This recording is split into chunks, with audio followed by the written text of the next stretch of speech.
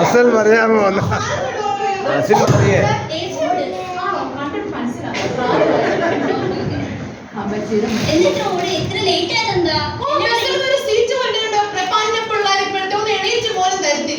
എനിക്കറിയാം 11 മണിക്ക് തീരും. ഞാൻ 10:15 കഷ്ടപ്പെട്ട് വീട്ടിൽ നിന്ന് ഇറങ്ങിയതാണ് ഡോക്ടർ. അതുകൊണ്ടാണ് ഇവിടുന്ന് 1 മണിക്കൂർ ദൂരം ഉണ്ട്. എല്ലായിടത്തും ഇങ്ങനെ ലേറ്റ് ആയിട്ടാണ് പോകുന്നത്. എനിക്കിപ്പോ റൗണ്ടിനുള്ള സമയമായല്ലോ. എല്ലായിടത്തും ഒന്നുമല്ല ഡോക്ടറെ. ഈ കല്യാണം പാലുകാശിനൊക്കെ കൃത്യസമയത്ത് ഒരു 1/2 മണിക്കൂർ മുന്നേ എനിക്ക് പോകാൻ പറ്റും. പക്ഷെ പ്രാർത്ഥന, പ്രത്യേകിച്ച് ഞായറാഴ്ച പ്രാർത്ഥന, വെള്ളിയാഴ്ച പ്രാർത്ഥന, ഇതിനൊന്നും എനിക്ക് പോകാൻ പറ്റുന്നില്ല. എപ്പോഴും 1.5 മണിക്കൂർ താമസിച്ചാണ് പോകുന്നത്. അതിനെ എല്ലാവരും വഴക്ക് പറയും. എനിക്ക് അസുഖം ഒന്നൊക്കെയാണ് ഡോക്ടറെ പറയുന്നേ. ഇതൊരു അസുഖമാണ്. അതെ അതെ, ഇതെന്ന് പറയുമ്പോൾ ലേറ്റ് യൂത്തിക്കോൾ സിൻഡ്രോം എന്ന് പറയും. പിന്നെ ഡോക്ടറെ ഞാൻ കാണാൻ എപ്പോഴും പറയണം ഓർക്കും. എനിക്ക് ഒരു അസുഖം കൂടെ ഉണ്ട്. ഈ പ്രാർത്ഥനയ്ക്ക് സമയത്ത് പോകാൻ പറ്റത്തില്ല.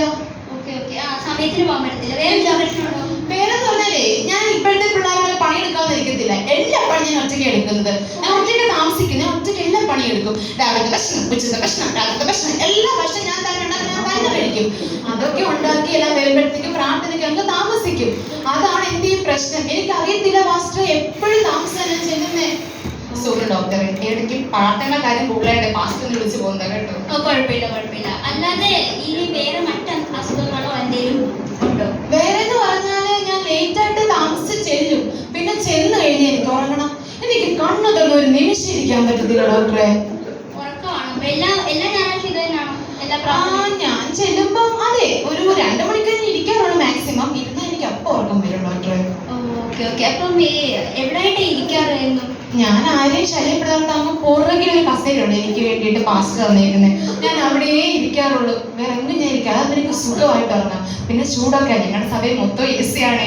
അതുകൊണ്ട് ഞാൻ നേരത്തെ വീട്ടിൽ ഇറങ്ങുന്നത് എപ്പോഴും അവർക്ക് ഉറങ്ങാൻ വേണ്ടി. പക്ഷെ താമസിക്കും. ഞാൻ പുറകെ വരുന്ന തണുപ്പൊക്കെ സുഖമായിട്ട് ഇന്ന് ഉറങ്ങും ഡോക്ടറെ. അപ്പൊ ഇവിടെ ഈ കൊയറുട്ടീന്നൊന്നും ഇല്ല അവിടെ? ഉണ്ട്. കുറെ പെമ്പിള്ളേരും കുറെ ആമ്പിള്ളേരും ഡ്രമ്മും കൂട്ടി ഇരിപ്പുണ്ട്.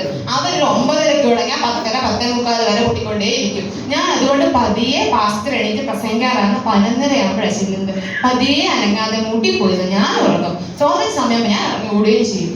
ഇതൊക്കെ എന്റെ ഒരു ശീലമാണ് ഡോക്ടറെ. ഇതിപ്പം ഈ ഡെയിലി ഇങ്ങനെയാണല്ലോ. അപ്പൊ ഇതിനെ അതിജീവിക്കാനോ അല്ലെങ്കിൽ ഇത് ഉറങ്ങാതിരിക്കാനോ എന്തെങ്കിലും ചെയ്തിട്ടുണ്ടോ ഇതുവരെ? ഒന്ന് ആലോചിക്കട്ടെ. ഇച്ചിരി പ്രായത്തിന് മറുപടിയുണ്ട്. ഉണ്ട് ഡോക്ടറെ. ഞാനതേ ഹല്ലേലൂയ പറയാൻ ശ്രമിക്കാറുണ്ട്. പക്ഷെ എന്ന് വെക്കുമ്പോ ഞാൻ എല്ലാ ഞായറാഴ്ചയും ശ്രമിക്കാറുണ്ട്. ഇച്ചിരി ഗുരുതരമാണല്ലോ. ആണോ ഡോക്ടറെ? അതെ കുഴപ്പമില്ല. നമുക്ക് ട്രീറ്റ്മെന്റ് ഉണ്ട് ഇതിന്. എന്താ ട്രീറ്റ്മെന്റ് പറയുമ്പോൾ ഈ ഡിസീസിന്റെ പേര് ലേറ്റ് യൂത്തിക്കോൾ സിൻഡ്രോം. ലേറ്റ് യൂത്തിക്കോൾ സിൻഡ്രോം. ഇങ്ങനെ ഇംഗ്ലീഷിലൊക്കെ പറയുന്ന തകർത്തല്ല ഡോക്ടറെ. അത് ലേറ്റ് എന്ന് പറയുമ്പോൾ നമ്മൾ ലേറ്റ് ആയിട്ട് ചെല്ലുന്നത്. പിന്നെ യൂത്തിക്കോസ് എന്ന് പറയുമ്പോൾ എപ്പോഴും ഉറക്കം. അപ്പൊ ആ ഒരു അസുഖമാണ്. ഇതിന് ട്രീറ്റ്മെന്റ് എന്ന് പറയുമ്പോൾ 2 തരത്തിലാണ്. ഞാൻ എഴുതിയേക്കാം. ഇപ്പം ക്ലോക്ക് ഉണ്ടോ വീട്ടിൽ? പിന്നെ 5-6 ഉണ്ട്. ഞാൻ നോക്കട്ടെ. 11:30 ഉറങ്ങുന്നേ. കറക്റ്റ് 11:30 ആകുമ്പോൾ ഇറങ്ങും. 11:30 കയറണം. ഒരു 15-25 ഇറങ്ങും. ഇറങ്ങല്ലേ? അപ്പൊ ഒരു കാര്യം ചെയ്യാം. ഇന്ന് വീട്ടിലോട്ട് ആരും പോകുമ്പോഴേ ആദ്യമേ ആ ക്ലോക്ക് എടുത്ത് 1 മണിക്കൂർ മുമ്പേ ആക്കാം. കൂട്ടി വെക്കണം. ഇതിന് ബുദ്ധിമുട്ടുള്ള കാര്യം. ഞാൻ ശ്രമിക്കാം. എന്നാൽ കുഴപ്പമില്ല. ഇപ്പം 11:30 കാണുമ്പോൾ 10:30 ആയിരിക്കും ശരിക്കും. പിന്നെ 11:30 കാണുമ്പോൾ ചാടി ഇറങ്ങുമ്പോൾ കറക്റ്റ് സമയത്തിന് അവിടെ എത്തിക്കോളും. ഡോക്ടർ ഒരു ബുദ്ധിമാൻ തന്നെ. പിന്നെ രണ്ടാമത്തെ ട്രീറ്റ്മെന്റ് പറയുമ്പോൾ ഈ ഹല്ലേലൂയ ഇടവിട്ട് ഹല്ലേലൂയ സ്തോത്രം എന്നിങ്ങനെ അരമണിക്കൂർ ഇടവിട്ട് പറയണം. അതിനെ കൊണ്ട് പറ്റത്തില്ല ഡോക്ടറെ. ഞാൻ പറഞ്ഞില്ലേ എനിക്ക് പിന്നെ അവിടെ ഇങ്ങനെ ഹല്ലേലൂയ ഒക്കെ പറയുന്ന ആരെങ്കിലും ഉണ്ടോ? ഉണ്ട്. 2 നേരൊക്കെ ഉണ്ട്. വാ ഹല്ലേലൂയ ഹല്ലേലൂയ എന്ന് പറഞ്ഞോണ്ടിരിക്കും.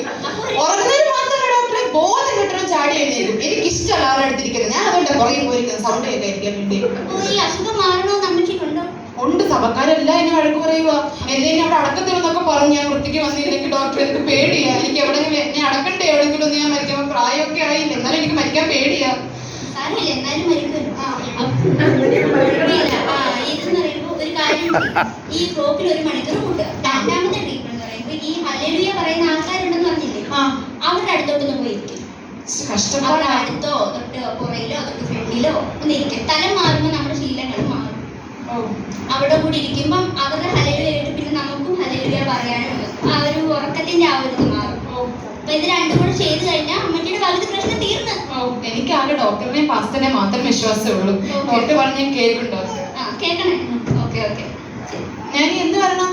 എന്നായത് ഇപ്പം അമ്മച്ചിക്ക് മാറി കുറവില്ലെങ്കിൽ 2 മാസം കഴിഞ്ഞു വാ. ഓ 2 മാസത്തെ മരുന്ന് ഞാൻ പറഞ്ഞത്. ഇത് ചെയ്യണേ. ഓ പോട്ടെ ഡോക്ടറെ. ശരി.